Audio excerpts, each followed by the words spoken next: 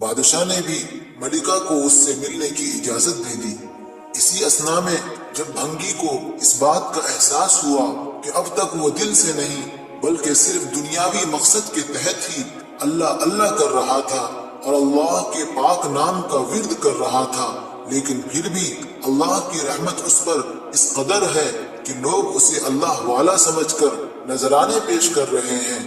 یہ کرامات تو صرف زبان سے یہ پاک نام لینے کی وجہ سے ہے، اگر سچے دل سے اس کا نام لیا جائے تو کتنی ہی رحمتوں کا اس پر نزول ہوگا۔ جب ملکہ اس کے پاس پہنچی تو اس بھنگی نے سر اٹھا کر بھی اس کی طرف نہ دیکھا۔